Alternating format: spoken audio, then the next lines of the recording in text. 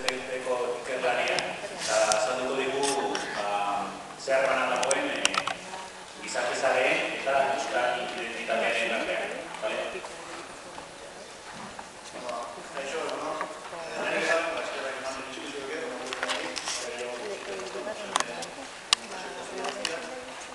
Eta bueno,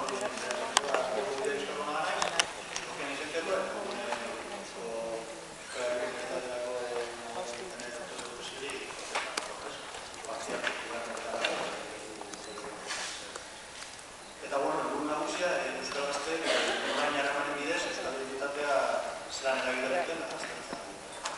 Eta bueno, komunikazio irako egin dut, eta zuen, izatea, oso asko esan bueno, lehenik eta bain, ikerketa 2009an Bilboko Desa eta Gazteko Herrien inguruan egin ikerketa batetik dator, elkarrizketako gazteek teknologia berri hauek ezinbesteko trenaka prozesuta. Euren artean egitzeko, euren artean explikatzeko eta euren artean kontasuna eramateko. Eta bera bueno, ikerketa horietu nagusia mantenduta, euskal identitatearena eta berezi aseatzau izan da, euskal identitatearen garatzeko modu, prozesu eta agenteak hori mantenduta, eta era beran subjektu ere mantenduta, euskal herri osoko gazteriak, espazio hori batean salto ematen garri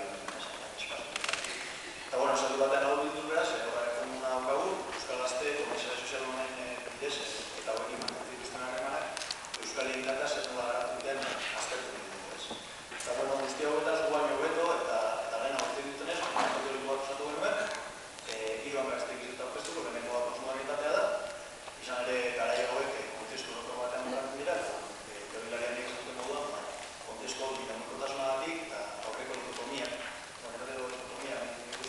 prozesuarengatik bereizten da, eta ere instituzio indargatzea eta subjektu reflexiboaren indargartzea azpimarratu behar dago. Hemen egokatzen dugu gure bigarren hanka, izan ere, identitate kontzeptua gure bigarren hanka, hemen esenzialismoa eradanak egiten duten ekarpenak izan dugu gure ikergai, eta ere zehatzago izan da, identitatea garatzeko espazio eta moduak aldatzea dituzten ekarpen horiek aztertu ditugu. Eta guzti esan dugu, ditugarren kontu honetan, euskal identitatearen aleginez. Bueno, esparru askotatik ikertu izan da, historia, zientzia politiko, filosofia, literatura eta gure ikerketa esparru izan da, lan sozioekoetan inartu gara, eta hau bereziki, iker bandera edo eratzen dituzte gure proposizio.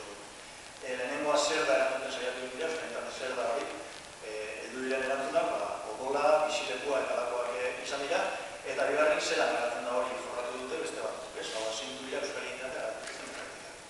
Eta guztia ikusita honen mugak eta kritikak egin da, bigarren pausu bat eman genuen, ikerketa diseinatu genuen, eta berriro ere online harremanak helburu nagusia izanik, gure euskal identitatearen definizio bat, definizioaren modu zehatz batean eta bat erortua, abiapuntu moduan proposatu genuen, eta guk ulertu dugu euskal identitatea prozesu soziohistoriko batek eragindako fruitu kontingente bat da.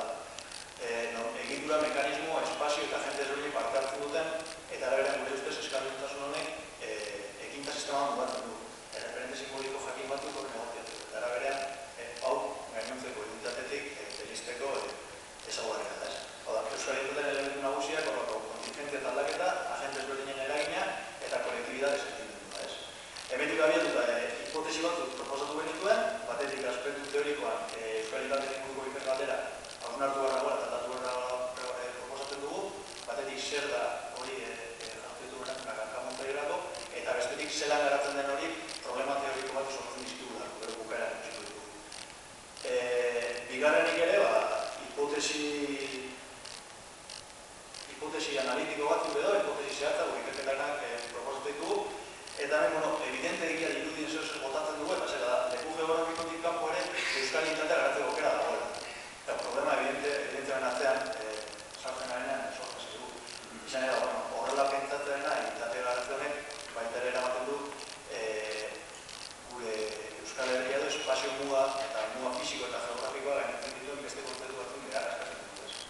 Territorioaren hau eta territorio kontzeptu leku geografikoa gain, espazio simboliko bat eta erregitzareko espazio bat ere kontuan hartzen duen.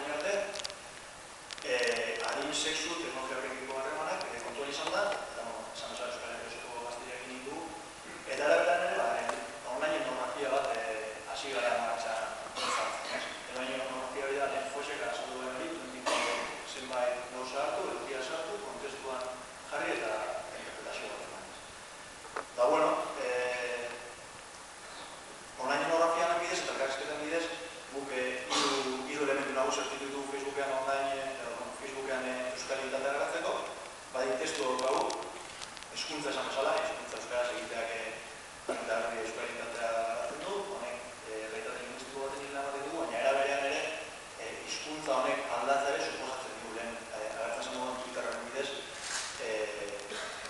hitzokei ere beste fenomenoa dagoetik, horreman ikaskatu batek komentatu zeianak, eta bueno, hor aurkitzen duz lan euskaritzekin jolazten duten erabiltzaileak eta honen esan nahi ere aldatzen duten.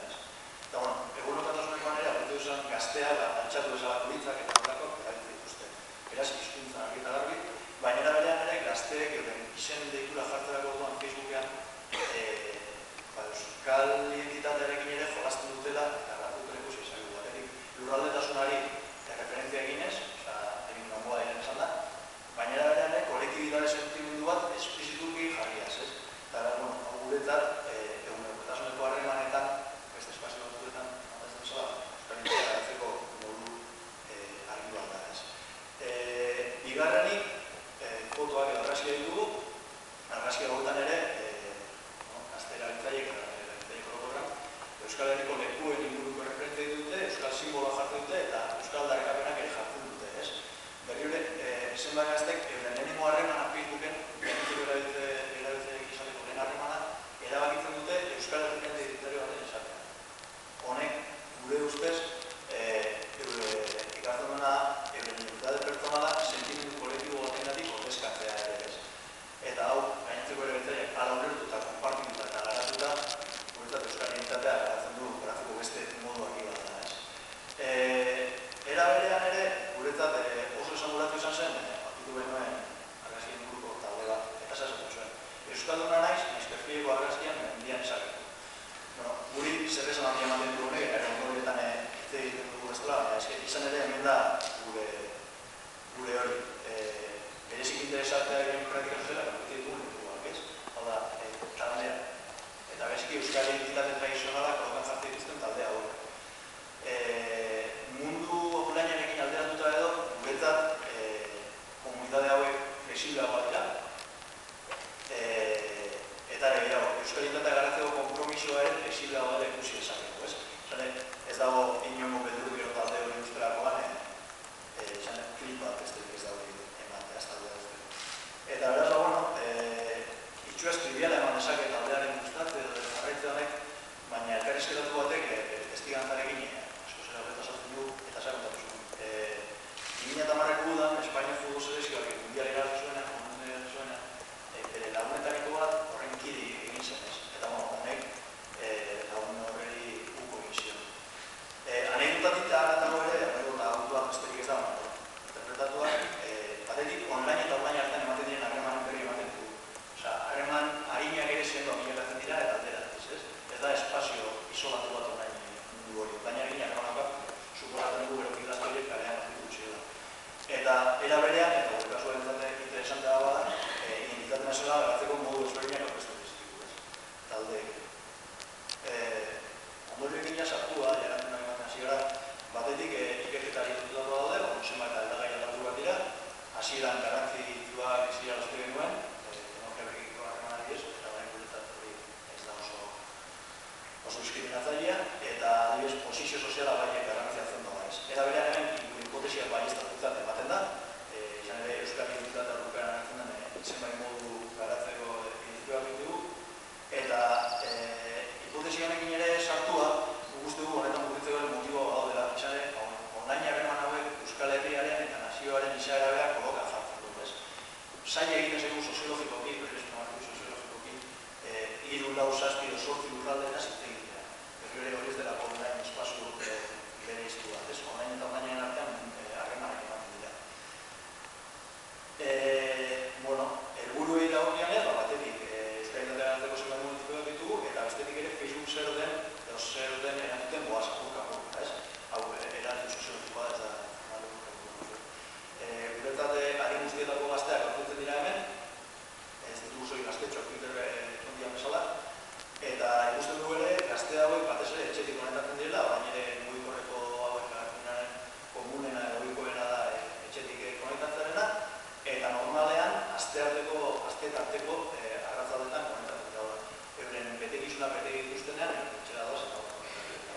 Asteburua, kara edo onlineko harreman sozialoetan gordetzen dutelarik.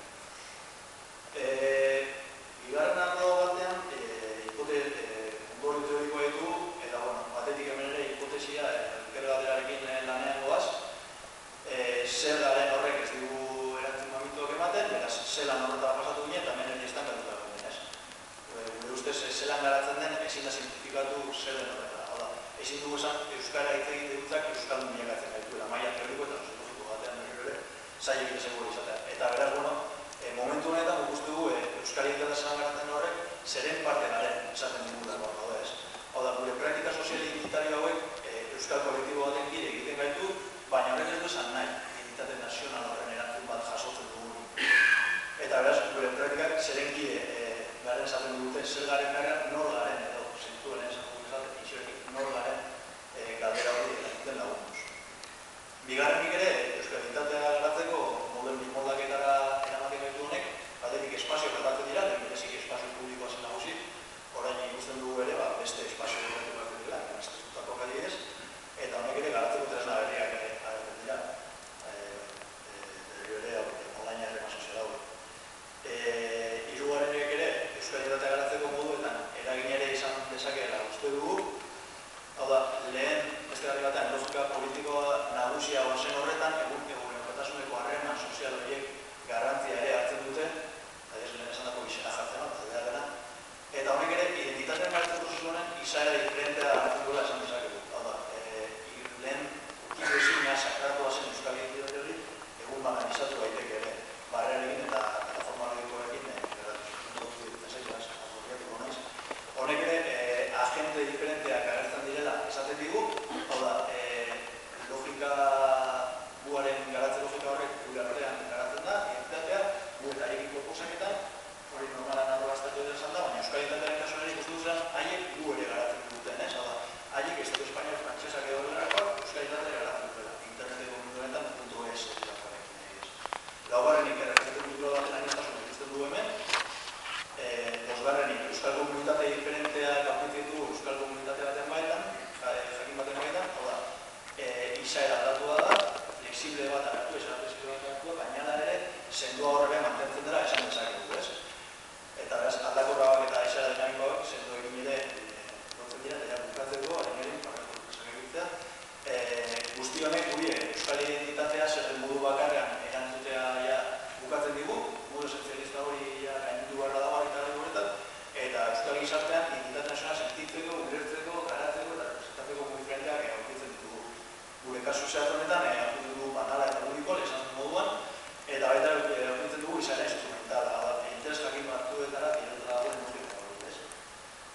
Eta, bueno, egin partez sekundu gehiago, akatu pasako denez, eta txan alderak egiteko, kritikak eta aztaren minezka. Itek da jarretu dugu, ez bat dugu, proportazioen behia eta gogoan bizitzen dugu. Eskerrik asko, galderik?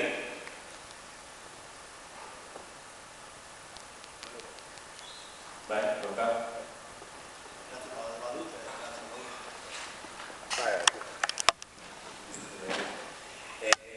Asko interesatu zait ikerketaz, batez ere komunitateare buruz egin duzuna hausnarketa gatik eta gazteei begirako ikerketa bat dela entzun dut, eta nik, baditu kezka batzuk, ez?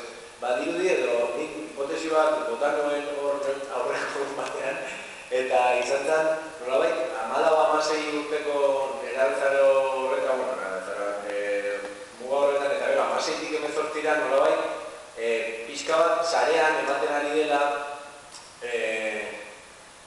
egoera horretan normalean bizitzan distantziak albidetzen ez dituen aldaketak adibidez, unibertsitatera goaz, eta aste zara harreman berriak egiten, eta beraz, zure sarean integratzen dira, zure interesekiko nolabait jende berria. Ja, zure identitatea performulatzeko aukera kasu eta identitate berri bat eraiki dezakezu nolabait. Nabaritu duzue hori, nolabait, horrek eragin handia daukalako kuadrillaren betiko izaera horretan, ea porosidade hori nabaritu duzuen adin txikiko horietan. Hau da, 18 urte iritsi gabe ere, nolabait, lehen unibertsitatean egiten zen hori, orain sarean lehenago egiten hastea. Zerrantzen guk motibo legalengatik eta ez ditugu kontuan hartzen 18 urteko baina gutxeoko gazteak saia da jokatik eta sartzea baiminak eskatu dituzu eta gako. Orduan oso saia egiten zaigu eta gazteak bakatu dut osaldu.